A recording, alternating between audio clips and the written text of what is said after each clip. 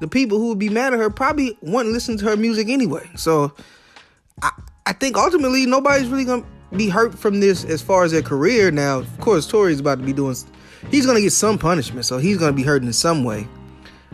But, you know, who knows? Who knows what the judge is going to do? And I think the judge, and this is what Wack was saying, is going to try to give him a sentencing that really, you know, you're going to appeal like 5 years or probation or something. You know, it's like it's not really going to be means for an appeal. Now, if he goes and gives him like, you know, the max 22, 23 years, whatever it is, then yeah, you know, more than likely Tory's going to appeal.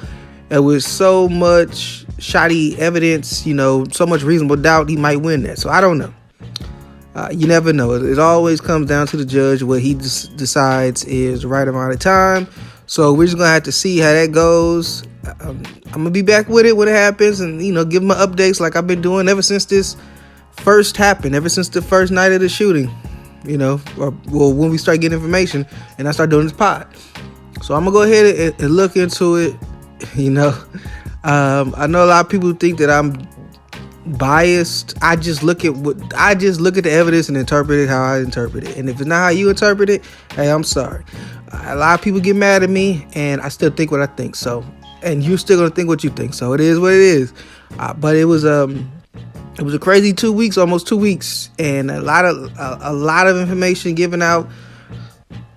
With all this information given out, more questions came, and this has just been a confusing mess. But, you know, unfortunately, I don't know, it's not over. You know, we still got some time. Tory still got to get sentenced. And depending on what the sentencing is, he's going to appeal. He's still going to do some time, so we'll see what happens. And who knows? He might just get probation and get deported right away. You never know. But we'll see. I'm pretty sure it's California. They're pretty strict with that type of stuff. I'm sure he'll do a little bit of time. But we'll see about that. As of right now, we got nothing else to say. You know, sign a petition if you want him to if you want him to get an appeal. Sign a petition, I guess, and help him out. And if you don't, then don't. I haven't signed it. I don't know if I will. I think mostly I haven't done it because I'm lazy. But yeah, though, I'm like I said, staying with this. I do believe Tory. I believe Tory based off of, not because Tory said it, but based off of the information I got. So we'll see what happens moving forward. All right, so Yung Miami had G Herbo on her Carisha Please podcast. They was talking, and a lot of people kind of felt like it was a little flirting going on in that, you know, situation.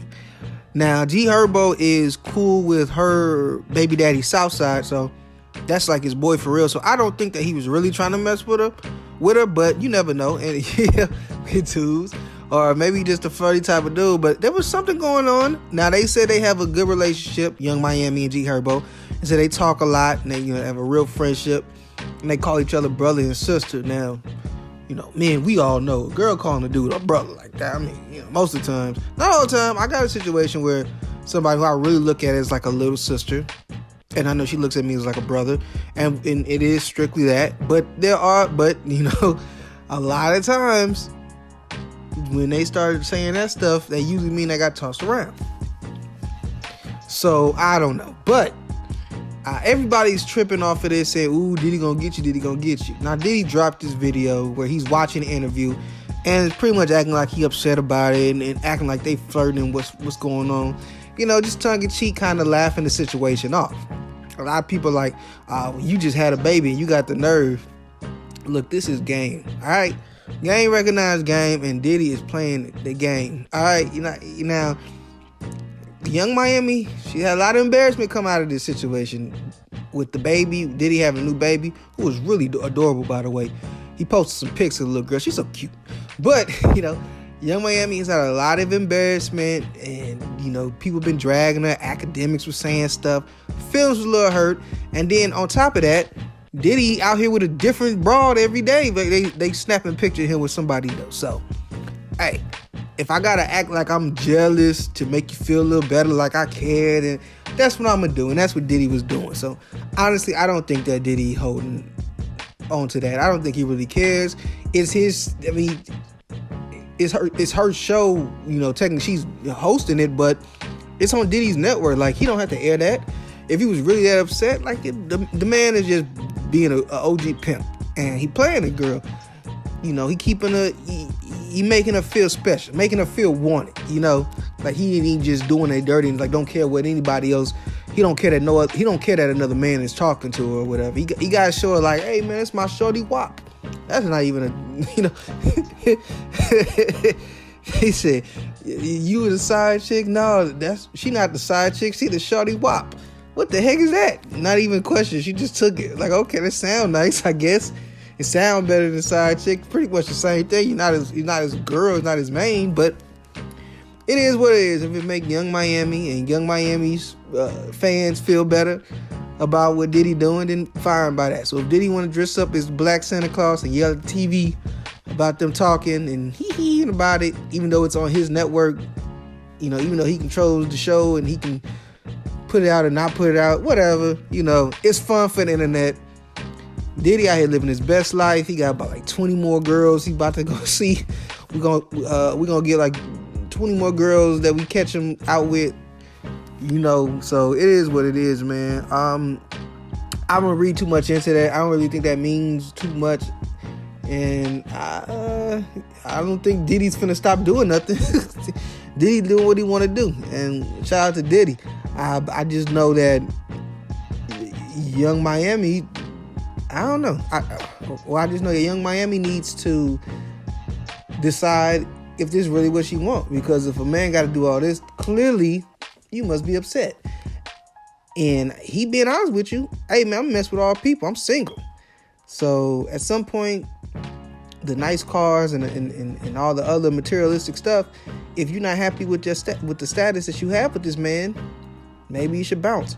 But then again, maybe she's not tripping. And maybe Diddy is just doing this, you know, as a precaution. Like maybe she's not really tripping at Diddy about having a baby and talking to all these girls and being photographed with all these girls. Maybe Diddy just, as a man, he know like, let me get ahead of it and try to massage it so that she don't start tripping. But you never know. It's their personal stuff, but it's put out in public, so we react. You know what it is. Yeah, but honestly, I don't think that Diddy really was tripping off that. And, I don't think nothing's really going on with that because of the fact that G Herbo and Southside are cool and he wouldn't mess with his man's baby mama. So it's the end of the year. It's the last podcast of 2022. Of course, everybody's got to do their end of the year list and stuff like that. At one point in time, I was doing the Wacky Awards, but I don't really want to do it like that. I just like to have a conversation about stuff. So I'm just going to give my opinion on, different things like, the movie of the year, album of the year. Really just try to, break it down in real time of what I think. As far and other things too. But let's see. As far as movie of the year, I think I gotta go with that the Top Gun movie from Tom Cruise.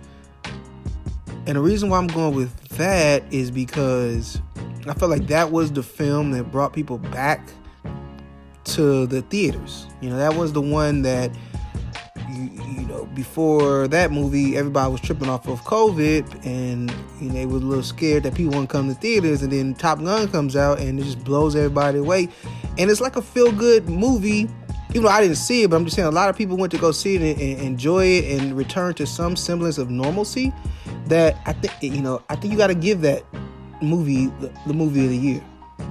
And again, this isn't about quality of film. Like, I'm sure there were better films made this year.